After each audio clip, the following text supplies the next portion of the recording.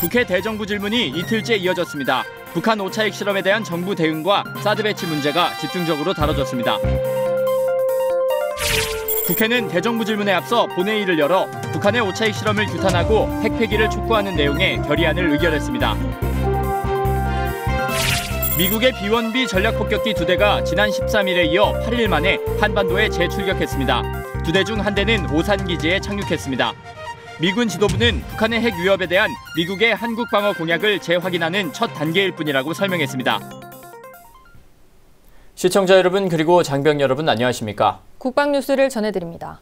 한민구 국방부 장관이 북한이 미국을 공격한다면 그 순간 북한이 지구상에서 없어지는 날이 될 것이라고 말했습니다. 북핵은 한미동맹으로 억제하고 북한과 비핵전 시에는 북한을 경멸할 수 있다고 강조했습니다. 21일 열린 국회 대정부 질문 소식. 먼저 북핵 대응에 대해 김소연 기자가 보도합니다. 한민구 국방부 장관은 21일 국회에서 열린 외교통일 안보 분야에 대한 대정부 질문에서 북한이 미국을 공격한다면 우리는 어떤 입장이냐는 새누리당 이철우 의원의 질문에 이렇게 답했습니다. 북한이 미국을 공격한다는 그런 상황을 우리가 쉽게 생각할 수 있는지 모르겠습니다만은 그런 생각을 북한이 한다면 그것은 그 순간 북한이 지구상에서 없어지는 날이 될 거라고 저는 생각합니다. 북한이 핵무기를 보유하게 될 경우 북한과 1대1로 전쟁을 치르면 우리나라가 이길 수 있느냐는 질문도 나왔습니다. 이에 대해 한 장관은 북핵은 한미동맹으로 억제하는 것이고 비핵전 상황은 한미동맹이 여러 차례 이미 연습을 통해 확인하고 있듯이 북한을 경멸할 수 있다고 강조했습니다. 우리나라의 독자적 핵 무장론이나 전술핵 재배치 논의에 대해서는 한반도 비핵화가 정부 입장이라고 단호히 선을 그었습니다. 하지만 북핵의 선제 타격론에 대해서는 북한의 도발 징후가 확실하다면 가능한 일이라고 답변했습니다. 한 장관은 또 미국의 해구산을 포함한 미사일 방어 능력 등 모든 군사적 노력을 통해 핵 억제 계획을 발전시키고 있다면서 한미동맹의 군사적 능력과 함께 정치, 외교, 정보, 경제 능력을 포함해 북핵을 억제하겠다고 밝혔습니다. 국방뉴스 김소연입니다. 국회의 대정부 질문에서는 사드 배치를 둘러싼 공방도 펼쳐졌는데요. 한민구 국방부 장관은 북한의 핵 개발 속도가 가중되고 있는 상황에서 우리가 할 수 있는 최선의 노력은 사드 배치라고 강조했습니다. 김두현 중사의 보도입니다.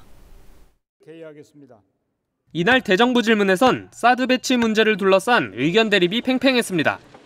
특히 경북 김천의 지역구를 둔 이철우 새누리당 의원은 이날 대정부 질문에서 사드 배치로 인해 김천 주민들이 큰 공포심에 떨고 있다고 지적하자 이에 한민구 국방부 장관은 사드 배치로 인한 전자파 피해는 과학적 근거가 없는 괴담이라고 일축하며 사드 전자파는 전혀 걱정할 필요가 없다고 강조했습니다. 과학적으로 전혀 사실이 아닌 것에 기초한 그런 내용입니다. 우리와 얼마든지 저것을 우리가 설명할 수 있다. 우리하고 좀 대화를 해서 설명하자. 제가 성주에서 3번에 걸쳐서 그 주민들과 대화를 했는데 마지막 대화할 때는 전자파에 대해서 전혀 언급하신 분이 없었습니다. 전자파의 피해에 대해서는 전혀 우리가 걱정할 상황이 아니라는 것을 분명히 말씀드립니다.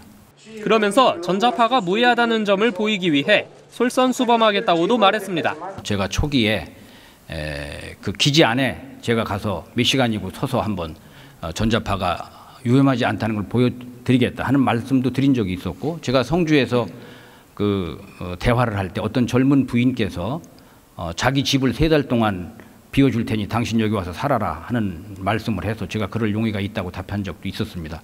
이어 김경엽 더불어민주당 의원의 사드가 대응책이 되겠냐는 질문엔 지금까지의 공격미사일을 요격하는 체계 중에선 사드가 가장 우수한 무기체계라고 답했습니다. 또 북한의 핵미사일이 고도화되고 있는 상황에서 우리가 할 수 있는 최선의 노력은 사드 배치라며 사드 배치의 필요성을 거듭 강조했습니다. 한 장관은 그러면서 지역 주민들이 공포심을 갖고 있는 상황을 잘 알고 있다며 국방부가 주민들이 안심할 수 있는 대책을 강구하도록 최선의 노력을 다하겠다고 밝혔습니다. 국방뉴스 김두현입니다. 국회가 북한 핵실험 규탄과 핵폐기를 촉구하는 결의안을 채택했습니다. 결의안은 북한에 대해 무모한 도발은 국제사회에서 고립을 자초할 것임을 경고했습니다. 심예슬 하사입니다. 국회는 21일 본회의를 열어 북한의 5차 핵실험을 규탄하고 모든 핵 프로그램 폐기를 촉구하는 내용의 결의안을 채택했습니다. 결의안은 재석 203명 가운데 찬성 200명, 기권 3명으로 가결 처리됐습니다. 결의안에선 북한의 무모한 도발은 국제사회로부터의 고립에 직면할 것임을 엄중히 경고한다고 밝혔습니다. 아울러 핵 개발과 관련된 계획을 전면 폐기하는 등 즉각적이고 실효성 있는 조치를 취할 것을 강력히 촉구했습니다. 정부에 대해서는 북한이 비핵화 대화에 나오도록 외교적 노력을 기울일 것과 북한 핵무기와 잠수함 발사 탄도미사일에 대응할 수 있는 대비체제 구축, 북한의 대량 살상 무기 등 다양한 군사 위협을 무력화할 수 있는 조치 등을 강구할 것을 주문했습니다. 국회 국방위원회와 외교통일위원회는 앞서 지난 9일 북한 5차 핵실험 직후 결의안을 각각 의결했으며 두 결의안은 이날 본회의에 상정 처리됐습니다. 국방뉴스 심예슬입니다. 한편 버락 오바마 미국 대통령은 뉴욕 유엔 본부에서 열린 제71차 유엔 총회 기조 연설에서 핵무기 확산 방지 노력의 중요성을 강조했습니다. 오바마 대통령은 북한은 핵실험의 대가를 치러야 한다며 추가 제재의 가능성을 시사했습니다. 오상현 기자의 보도입니다. 버락 오바마 미국 대통령이 자신의 임기 중 마지막 유엔 총회 연설을 했습니다. 오바마 대통령은 이 자리에서 핵무기 확산 방지 노력이 중요하다고 강조했습니다. 핵 없는 세상을 추구하지 않으면 핵전쟁의 가능성을 피할 수 없다고 말했습니다. 그러면서 이란이 핵 프로그램 동결 조치를 수용한 것과 달리 북한은 핵실험을 강행함으로써 우리 모두를 위험하게 하고 있다고 비판했습니다. 이어 북한을 겨냥해 이런 기본적인 합의를 깨는 어떤 나라든 대가를 치러야 한다고 강조했습니다. 5차 핵실험을 감행한 북한에 대한 추가 제재 가능성을 시사한 것으로 해석됩니다. 오바마 대통령은 또 미국처럼 핵무기를 보유한 국가들은 핵무기 보유량 감축의 길을 걷고 다시는 핵실험을 하지 않겠다는 기본적인 규범을 재확인해야 할 각별한 책임감이 있다며 핵무기의 확산 방지를 위한 핵보유국의 노력을 강조했습니다. 국방뉴스 오상현입니다. 미군의 전략폭격기 B-1B 랜서가 우리나라에 재출격했습니다. 북한의 핵도발에 대한 강력한 한미동맹의 의지를 보여준 것으로 해석됩니다. 김지한 기자입니다. 미군의 전략폭격기 B-1B 랜서가 21일 우리나라 상공에 재출격했습니다. 괌 기지를 출발한 미 공군의 B-1B 2대는 오후 1시 10분경 오산 공군기지 상공에 정계하며 무력 시위를 벌였습니다. 이 중 한 대는 오산 기지에 착륙했고 나머지 한 대는 우리 영공을 빠져나갔습니다. B-1B는 B-52 전략폭격기, B-2 스텔스 폭격기와 함께 미국의 3대 폭격기로 불리며 이 중에서 무장 능력과 속도가 가장 뛰어납니다.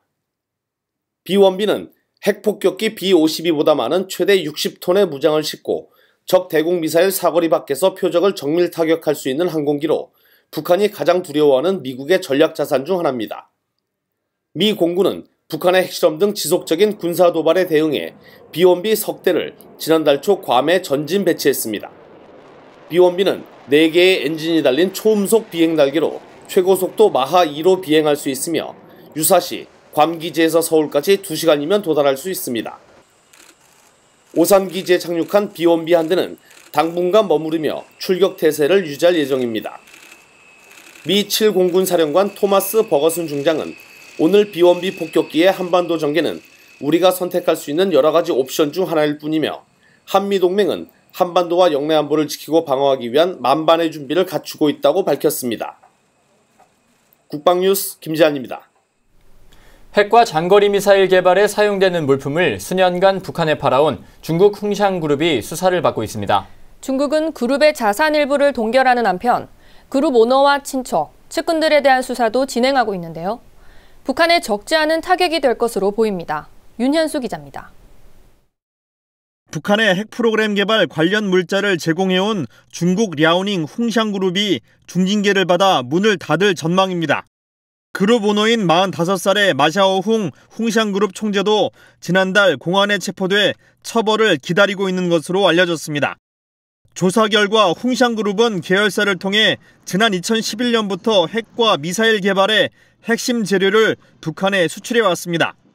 북한의 핵 개발에 쓰일 수 있는 물질과 기술 이전을 금지하고 있는 유엔 안보리 결의를 명백히 위반한 겁니다.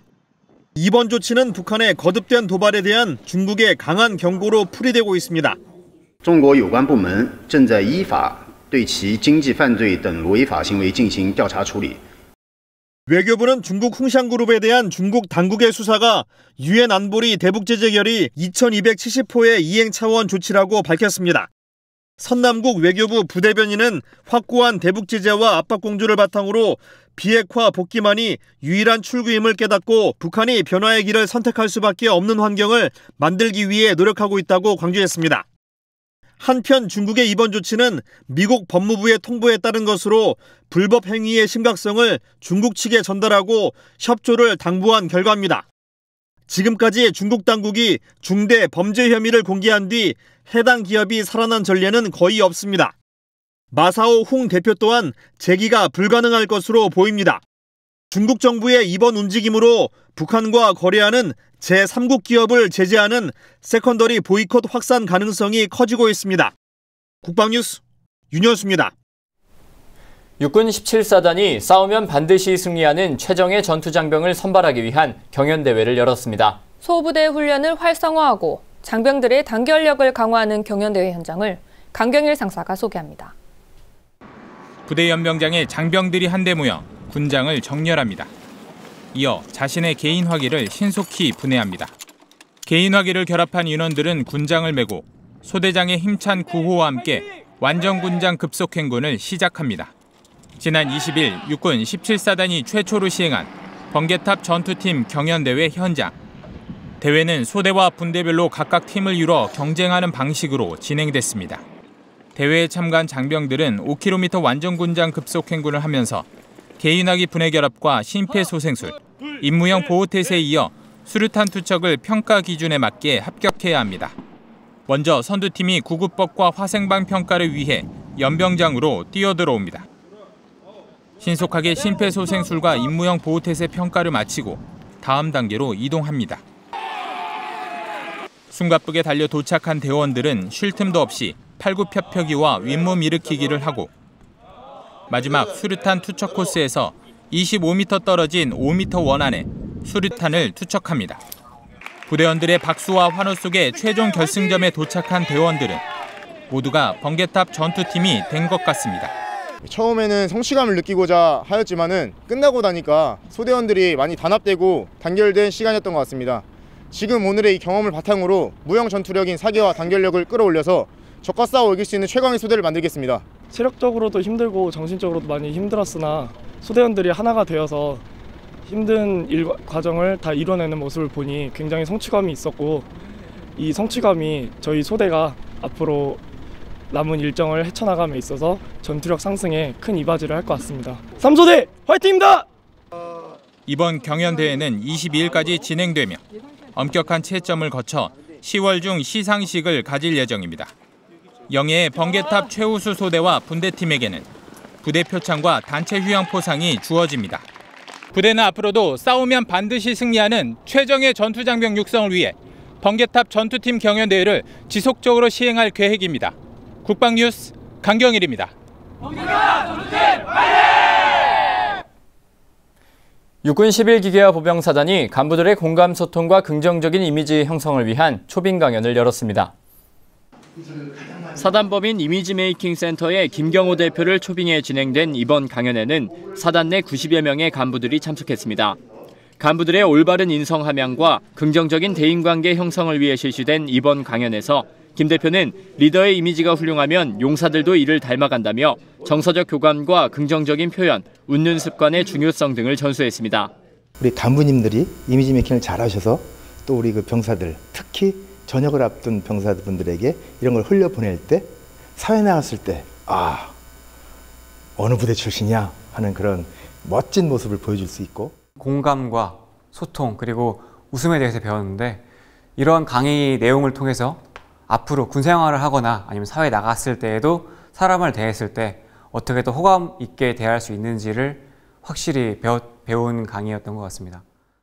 부대는 이번 강연이 지휘관과 용사들의 근무 의욕과 효율 향상에 기여할 수 있을 것으로 기대하고 있습니다. 서울지방보훈청과 한화그룹이 손을 잡고 국가유공자들의 주거 환경을 개선하는 나라사랑 클린하우스 사업이 6년째 이어지고 있습니다. 올해는 총 3가구를 선정해 주거 개선을 도왔는데요. 그 완료기념식 현장을 이혜인 중위가 다녀왔습니다. 지난 20일 서울시 중구에 위치한 한화그룹 본사에서 나라사랑 클린하우스 시즌2 완료 기념식이 열렸습니다. 이경근 서울지방보훈청장과 이태종 한화방산부문 대표이사, 보훈가족 등 20여 명이 참석해 2016 나라사랑 클린하우스 사업 완료를 축하했습니다. 정말 그때 6.25 때 우리가 이분들이 우리나라를 지켜주지 않았으면 우리나라가 이렇게 살 수 있었겠는가. 나라사랑 클린하우스는 서울지방보훈청이 한화방산부문과 2011년부터 함께 추진한 6.25 참전유공자 주거환경 개선 사업입니다. 생활이 어려운 참전유공자의 주거 안정과 삶의 질 향상을 위해 지붕 교체나 방수 공사 등을 진행하고 있으며 올해까지 총 46가구의 주거 환경 개선을 도왔습니다. 서울지방보훈청은 이날 기념식에서 6년간 꾸준히 사업을 함께 해온 한화방산부문에 감사패를 전달했습니다. 이번 사업을 통해 국가에 헌신하신 보훈유공자 및 가족분들께 조금이나마 도움을 드릴 수 있게 되어서 매우 기쁘게 생각합니다.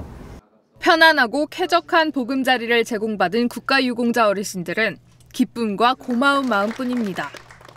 현관문 달아주셨고 마루하고 방 3개 이렇게 장판 깔아주셨고 또 화장실 전기까지 다 놔서 그렇게 해주셨어요. 전기도 다 달아주셨고 너무 감사하고 눈물 나오더라고 하더라고 진짜. 6.25 참전유공자들의 평균 연령은 86세. 대부분 고령으로 생활이 어려워 지속적인 지원이 필요한 실정입니다. 서울지방보훈청과 한화방산부문은 앞으로도 6.25 참전유공자들이 명예롭고 편안한 노후를 보낼 수 있도록 노력을 아끼지 않겠다고 밝혔습니다. 국방뉴스 이혜인입니다. 네, 계속해서 사회각계각층 인사들로부터 군 장병을 위한 응원 메시지를 들어봅니다. 오늘은 이필재 평택대학교 총장이 우리 장병들에게 전하는 메시지입니다.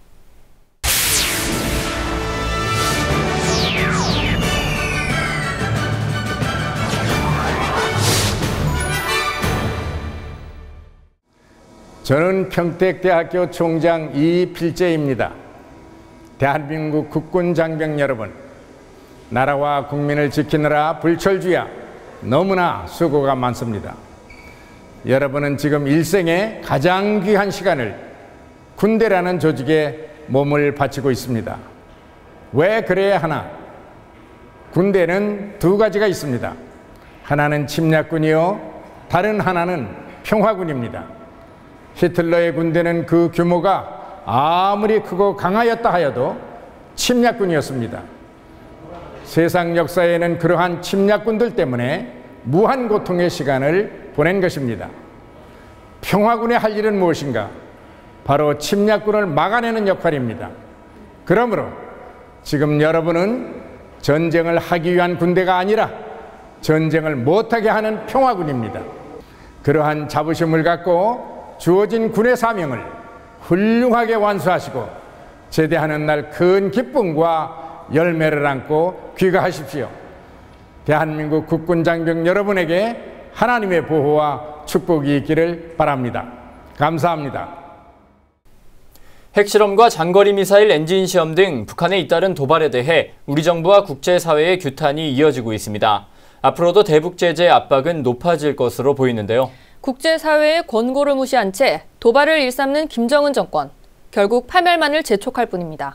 국방뉴스를 마칩니다. 시청해주신 여러분 고맙습니다.